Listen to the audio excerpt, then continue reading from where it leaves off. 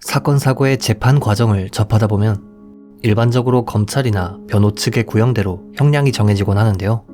이번 사건은 굉장히 드물게도 검찰이 구형한 형량보다 재판부가 더 무거운 판결을 내린 사건입니다.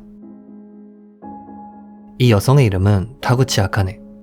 효고현 히메지시 출신인 그녀는 어릴 적부터 무척 활발하고 밝은 성격이었다고 합니다. 그녀는 중학교 시절 소위 말해 좀 노는 그룹에 속해 있었다고 하는데요. 당시 그녀의 동급생에 따르면 아카네는 노는 타입이었지만 질 나쁜 행동은 하지 않았어요. 머리를 염색하거나 선생님을 짓궂게 놀리는 아이였죠. 라는 말을 남겼다고 합니다. 그러던 그녀는 고등학생이 된 18세 무렵 덜컥 임신을 하게 됩니다. 하지만 주변의 여러 도움을 받아 그녀는 학생의 몸으로 아들을 낳았고 고등학교도 제대로 졸업했다고 하네요. 졸업 이후 그녀는 아이의 아버지와 결혼을 하게 되었지만 이들의 관계는 얼마 가지 못했고 결국 이혼을 하게 됩니다. 이혼 후 아카네 씨는 아들을 키우기 위해 일을 하기 시작했는데요. 이렇다 할 학력이나 경력이 없었던 그녀가 일할 수 있는 곳은 굉장히 제한적이었다 보니 결국 그녀는 히메지 시내 술집에서 일하게 됩니다. 비록 그녀는 어린 나이에 돌싱이 되었음에도 육아와 일에 굉장히 열심이었다고 하네요. 그러던 와중 아카네 씨는 직장에서 우연히 한 남자를 알게 됩니다. 이 남성은 요시나오 유이치. 그는 히메지 시의 유흥업소에서 아르바이트를 하는 남성이었다고 하는데요. 문제는 이 남성이 단순한 아르바이트생이 아니었다는 점입니다. 그는 사건 발생으로부터 14년 전인 2006년 무렵 범죄 동료들과 함께 승객인 척 택시에 탄 후 한적한 곳에서 택시기사를 폭행, 돈을 빼앗는 택시 강도 사건을 일으켰고 사건으로부터 3년이나 지나서야 체포, 징역형을 받은 위험인물이었습니다. 또한 당시 피해자인 택시기사는 이때의 폭행으로 인해 평생 심각한 후유증을 안고 살게 되었다고 하네요. 아무튼 출소 이후 유흥업계에서 일하게 된 그는 같은 업소에서 일하던 아카네 씨에게 호의를 가지게 되었습니다. 그리고 어째서인지 본인이 아카네 씨와 사귀고 있다고 착각했다고 합니다. 하지만 아카네 씨는 유이치를 단순한 지인이라고 생각했다고 하는데요. 두 사람을 아는 관계자는 언론과의 인터뷰에서 에이, 사귈 리가 없어요. 아카네 씨가 그런 흉폭하고 장점 하나 없는 남자랑 사귈 리가 없죠. 직장이다 보니 상하관계가 있어서 일방적으로 달라붙어 있었던 것 같아요. 라는 증언을 했다고 합니다. 어쨌건 아카네 씨에게 호감을 가진 유이치는 그녀의 집에 멋대로 눌러앉아 함께 살기 시작하는데요.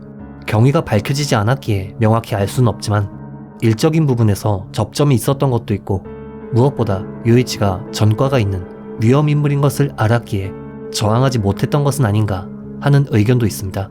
그리고 이런 불안한 생활은 오래갈 리가 없었죠. 결국 유이치를 견디지 못한 아카네 씨는 도망치듯 캬바쿠라를 그만둘 수밖에 없었습니다. 캬바쿠라를 그만둔 그녀는 보험 판매원으로 일하기 시작했습니다. 하지만 보험은 캬바쿠라와 비교했을 때 수입이 터무니없이 적었다고 하는데요. 이에 유이치는 그녀에게 이 정도 벌이로는 택도 없으니 다시금 술집에서 일하라며 그녀를 협박했다고 합니다. 그녀는 아들을 키우기 위해선 돈이 필요했고 전과가 있는 유이치의 말을 듣지 않았다간 또 무슨 일이 벌어질지 몰랐기에 결국 다시 캬바쿠라에서 일할 수밖에 없었습니다. 참고로 직업으로 편견을 가질 수 있겠지만 그녀는 아들을 정말 아꼈다고 하는데요. 아무리 바쁘더라도 생일을 꼭 챙겨주는 것은 물론 유치원 등하교를 빼먹은 적도 단 한 번도 없었다고 합니다. 아무튼 그녀는 외모도 뛰어났던 데다 무엇보다 아들을 위해 열심히 일했다 보니 캬바쿠라에서 가장 인기가 높은 직원이었다고 하네요. 하지만 불행은 느닷없이 찾아옵니다. 사건 발생 1개월 전 아카네 씨는 유이치와 말다툼을 벌였다고 하는데요.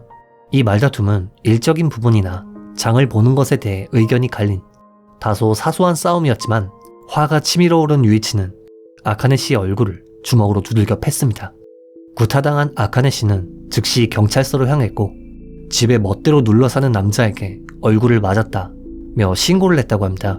또한 피해 신고서 작성 당시 유이치와의 관계를 아는 사람이라 표기했다고 하네요. 신고를 접수한 경찰은 수사를 위해 유이치에 대한 체포장을 발부, 그의 행방을 쫓기 시작했습니다. 그런데 여기서 의외의 일이 발생합니다. 어째서인지 아카네 씨 본인이 스스로 신고를 철회한 것이죠. 피해자 본인이 신고를 철회했기에 경찰은 체포장이 발부되었음에도 수사를 보류할 수밖에 없었습니다. 그녀가 신고를 취소한 이유에 관해선 다소 신빙성이 있는 증언이 하나 있는데요. 이들과 같은 직장에서 일하던 한 종업원에 따르면 아카네 씨가 신고를 취소한 이유는 유이치가 협박해서요. 유이치는 예전에도 다른 여직원을 폭행해서 신고당한 적이 있었는데 그때도 피해자를 협박해서 신고를 강제로 취소시켰었거든요. 라는 증언을 남겼다고 합니다. 2020년 7월 12일 아카네 씨는 이날 무척 기분이 좋았습니다. 그도 그럴 것이 이날은 하나뿐인 아들의 생일이었기 때문이죠. 오후 1시 무렵 그녀는 자택에서 아들의 생일 파티를 준비하고 있었고 이 단란한 가정에 한 남자가 불쑥 들이닥칩니다. 바로 유이치였죠. 지난 폭행 사건도 있었고 평소부터 유이치에게 불만이 쌓였던 아카네 씨는 당신과 다시는 엮이고 싶지 않다는 말을 했다고 합니다. 그리고 이 말을 들은 유이치는 분노했고 아카네 씨에게 살이를 품게 됩니다. 그는 먼저 집에 있던 전기 코드로 아카네 씨의 목을 조른 후 피해자가 의식이 몽롱한 와중 부엌으로 향했고 식칼을 가져와 아카네 씨의 복부를 공격하기 시작했습니다. 심지어 당시 6살이었던 아카네 씨의 아들이 이 범행 현장을 전부 보고 있었음에도 유이치는 아랑곳하지 않고 아카네 씨의 목숨을 빼앗았죠. 결국 어머니가 살해당하는 광경을 지켜보던 아들은 집을 뛰쳐나왔고 엄마가 쓰러져서 죽어가요. 남자가 화내면서 찔렀어요. 라며 인근 주민에게 도움을 청했다고 합니다. 일이 심상치 않음을 직감한 인근 주민 남성은 아이의 손을 잡고 집으로 향했고 그곳엔 피투성이가 된 채 쓰러진 아카네 씨가 있었습니다. 깜짝 놀란 남성은 즉시 경찰에 신고했고 아카네 씨는 즉시 병원으로 이송되었지만 안타깝게도 사망하고 맙니다. 한편 아카네 씨를 살해한 유이치는 범행 직후 도주했는데요.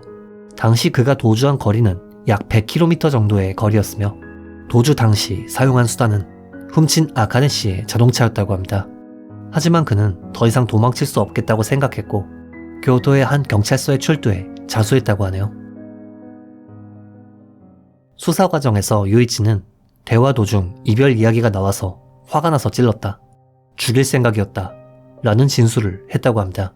그는 본인이 사귀는 사이였다고 주장했지만 폭행 사건 당시 신고서에 적힌 지인이라는 내용이나 주변 인물들의 증언 등을 바탕으로 봤을 때 그녀와 사귄다고 생각한 것은 유이치의 일방적인 주장에 불과했습니다. 결국 재판대에선 그는 기소 내용을 인정하는 한편 헤어지자는 말을 듣고 화가 나서 찔렀지만 그게 목숨을 빼앗을 정도였나 하는 생각이 든다. 시간을 돌릴 수 있다면 좋겠다. 후회한다. 라는 말을 남겼습니다. 검찰 측은 헤어지자는 말을 납득하지 못하고 범행에 이르렀다. 범행을 전부 목격한 장남의 정신적 충격이 크다며 징역 20년을 구형했습니다. 반면 변호 측은 계획적인 범죄가 아니었다. 자수가 성립한다. 라며 형이 무겁다고 주장, 징역 16년을 구형했죠. 양측의 주장을 들은 재판장은 판결문을 통해 피해자의 아들은 어머니의 사망을 직접 목격했기에 향후 장래에 미칠 영향이 지극히 크다. 재범의 가능성이 극히 높으며 범행의 잔혹성 등을 고려했다. 라는 말과 함께 검찰의 구형을 뛰어넘는 징역 22년을 선고했습니다.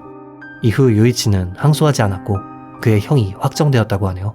개인적으로는 형량이 검찰의 구형보다 높았다고는 해도 이마저도 다소 가볍게 느껴지는 한편 어머니의 죽음을 6살이라는 나이에 눈앞에서 목격한 아들이 너무 안타깝게 느껴지는 사건이었습니다. 이번 영상 어떻게 보셨는지요? 피해자의 명복을 빌며 영상을 마칩니다. 금이사였습니다.